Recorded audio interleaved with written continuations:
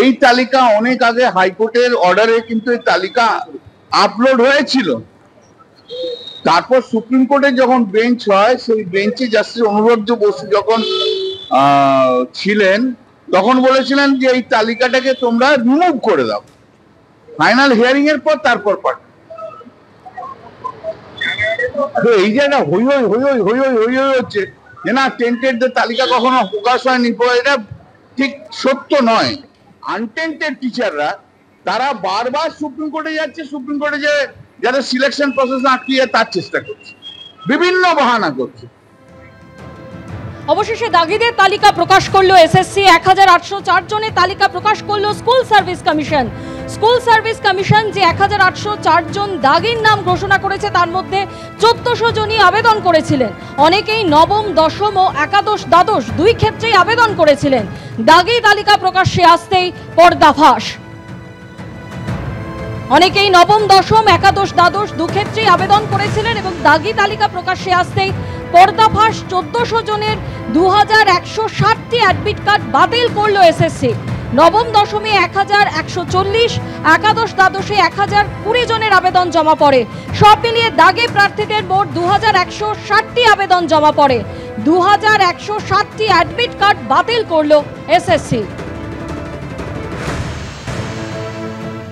আইনজীবী বিকাশ রঞ্জন ভট্টাচার্য এই মুহূর্তে টেলিফোনে আমাদের সঙ্গে রয়েছেন। বিকাশ রঞ্জন বাবু, যে 1804 জনের নামের তালিকা প্রকাশ করা হলো তার মধ্যে দেখা গেল যে 1400 জন তারা আবেদন করেছিলেন এবং যে চাঞ্চল্যকর তথ্য উঠে আসছে যে 1400 জন দুটি ক্ষেত্রেই অর্থাৎ নবম, দশম, একাদশ, দ্বাদশ এই দুটি ক্ষেত্রেই তারা আবেদন করেছিলেন। প্রথম কথা হচ্ছে এই যে লিস্ট, এটা একটা অসম্পূর্ণ লিস্ট। 1800 জন মোটেই নয়, অনেক বেশি। আমার জুনিয়রদের বলেছে আমি তথ্য ঘেটে দেখে নিতে, সেটা 6000-এর ওপর হবে। আর দ্বিতীয় কথা হচ্ছে যে তৃণমূল কংগ্রেস মমতা ব্যানার্জির নেতৃত্বে তো চেয়েছিলেনই যে ওর ABCD পরিকল্পনায় যত লোক দুর্নীতিগ্রস্তভাবে চাকরি গেছে সবাই যাতে চাকরি ফিরে পায়।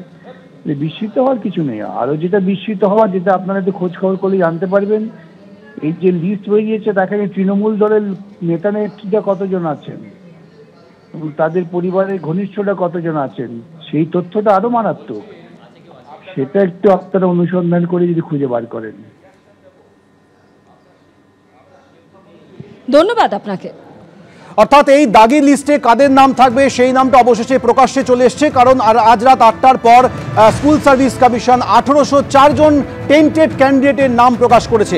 আর চাঞ্চল্যকর বিষয় হচ্ছে যে এই 1804 জনের মধ্যে 1400 জন তারা আবার নবম, দশম, একাদশ, দ্বাদশ দু ক্ষেত্রেই পরীক্ষায় বসার জন্য আবেদন করেছিলেন, যদিও তাদের অ্যাডমিট কার্ডগুলি বাতিল করে দেওয়া হয়েছে। 1400 জনের মধ্যে 2160টি অ্যাডমিট কার্ড বাতিল করে দিয়েছে এসএসসি। নবম, দশমে 1140 এবং একাদশ, দ্বাদশে 1020টি আবেদন জমা পড়েছিল। সব মিলিয়ে দাগি প্রার্থীদের মোট 2160টি আবেদন জমা পড়েছিল, সেই অ্যাডমিট কার্ডগুলি বাতিল হয়ে গেছে।